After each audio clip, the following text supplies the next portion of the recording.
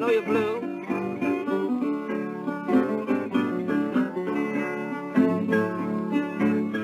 Head for your black view.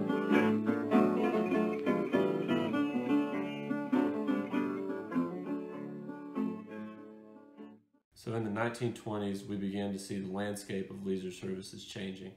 So the biggest change that could be seen in the 20s was prohibition, or the banning of alcohol. This ban would last for about 14 years, from 1919 to 1993. So this ban didn't stop people from drinking, though. It created what we know today as bars and clubs, and these in the 20s were called speakeasies. So they're often hidden in plain sight in things like libraries or on the back of common gathering places. The name speakeasy actually originated from the idea of not talking about them in public or talking quietly while you were inside of them.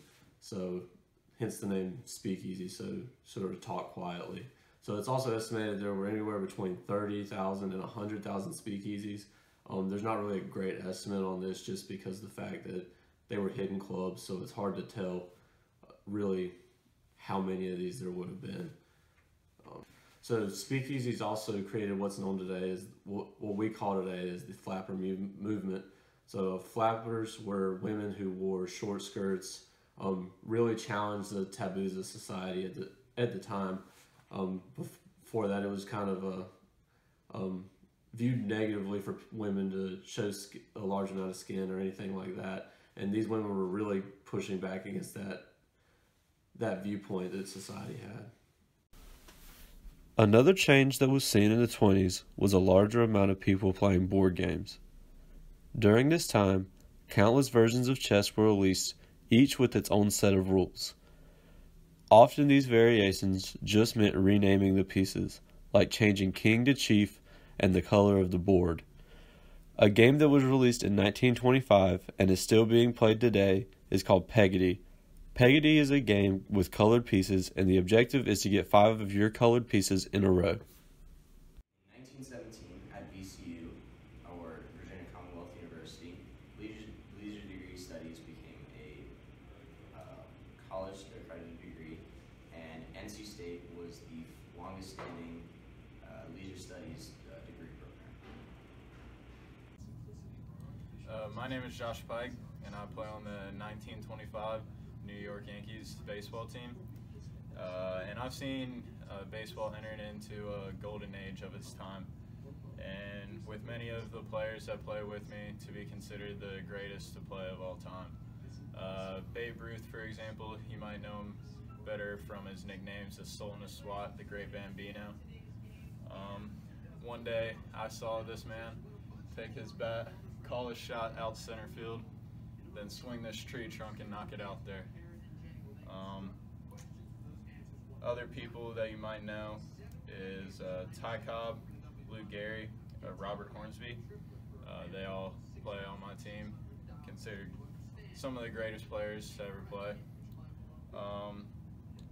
During my time, baseball has exploded in popularity, the most popular it's ever been.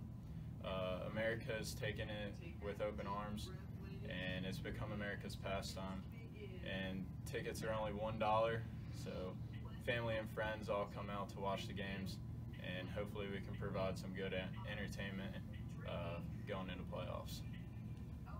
In 1920, a group of men met to form what is the NFL today. Upon its creation, it was known as the American Professional Football Conference. Of the teams initially in the league, only 2 remain today. Those are the Arizona Cardinals and the Chicago Bears. Soon after its creation, the league renamed itself the National Football League in 1922.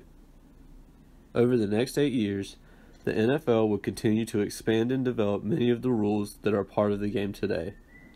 The first trade also happened during this time when Buffalo bought Bob Nash from Akron for $300 and 5% of the gate receipts. The NFL also saw its fair share of struggles during this time. There was constant turnover of underachieving teams, which made the amount of teams in the league vary from year to year. Also, when the Depression started, many teams folded due to financial problems.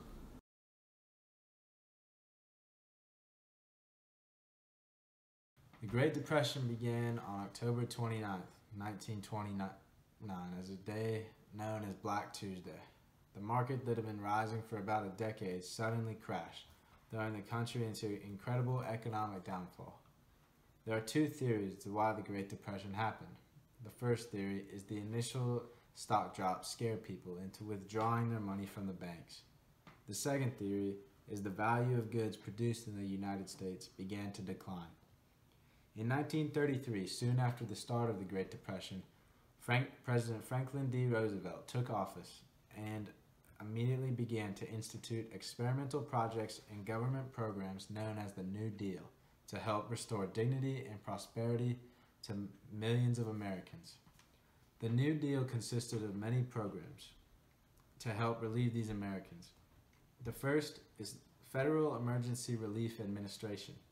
The main goal of this program was to create unskilled jobs in the local and state government.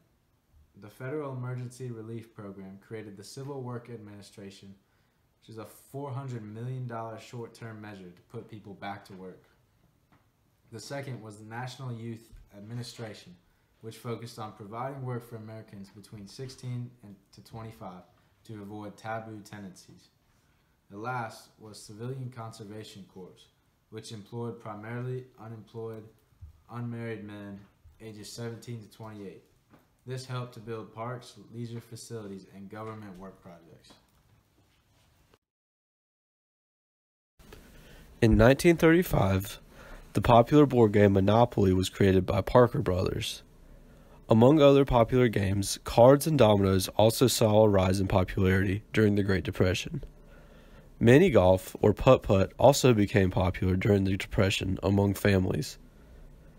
Pinball machines also were introduced to the public during this time. During the Great Depression, college football grew in size, creating the Cotton Bowl, the Orange Bowl, the Sun Bowl, and the Sugar Bowl, all of which are still played today and are considered among the highest tier of bowl games for college football. Also, in 1935, the first Heisman Trophy winner was announced. Jay Berwinger was the first man to ever win the Heisman Trophy. At the time, it was known as the Downtown Athletic Club Trophy, but the following year, in 1936, it was renamed to the Heisman Trophy, after legendary coach John Heisman.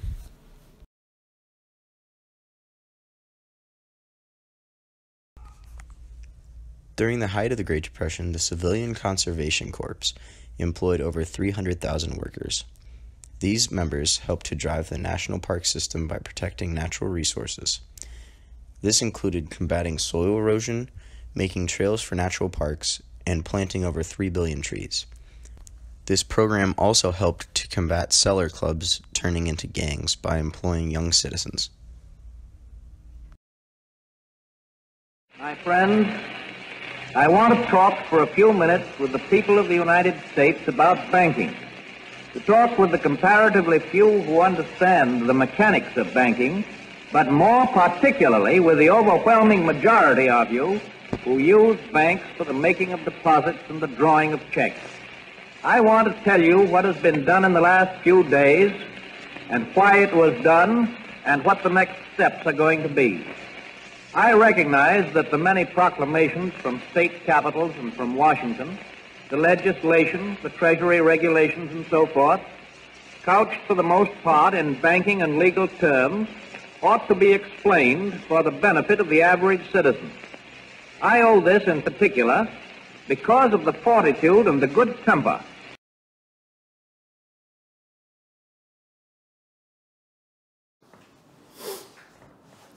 The Second World War was a global-scale war lasting from 1939 to 1945. Pearl Harbor marked the first time the United States was attacked on U.S. soil by foreign enemies, leading the United States to enter the war. World War II changed the landscape of leisure forever. Movies and cartoons during this era showed Japanese and German soldiers losing, newsreels depicting soldiers, as well as information on how the war was going. As men were drafted to go to the war, women had to fill the roles in industry and sport. Women were now asked to manage finances, fix cars, housekeep, work in defense plants, among other jobs void for men leaving to go to war.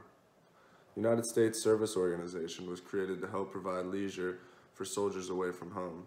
These events included concerts while they were overseas.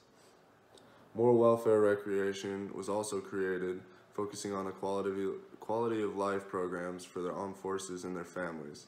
Services included sports and fitness centers, food and beverage outlets, lodging programs, child development, youth activities, entertainment and travel, as well as leisure. This helped to promote the mental and physical well-being of the armed forces. My name's Josh Pike again. This time I'm a baseball player during 1940s and World War II. So my fellow teammates, 500 of them, Major League Baseball players, were drafted into the war to fight against the Nazis and the Japanese overseas. So this opened up room for women to come into recreation and sports, specifically baseball. This started the All-American Girls Softball League, and then in 1943 this turned into the All-American Girls Professional Baseball League. And then in 1947, Jackie Robinson was signed to a professional baseball contract by Ricky Branch, the Brooklyn Dodgers owner, and he changed the game of baseball forever for integrating all people into the game of baseball.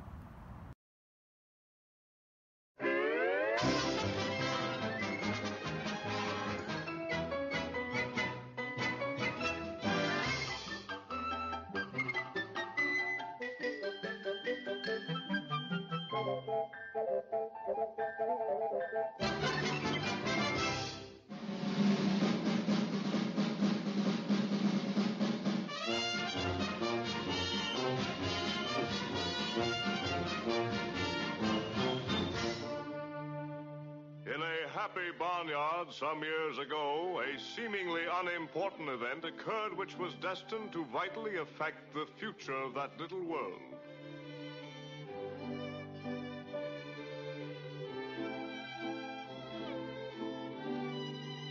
Mr. and Mrs. Duck were expecting.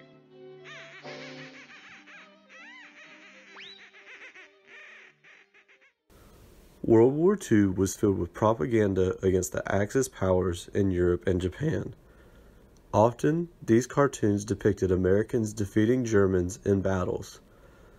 This was done to keep the support for the war going and also to build even more support for the war.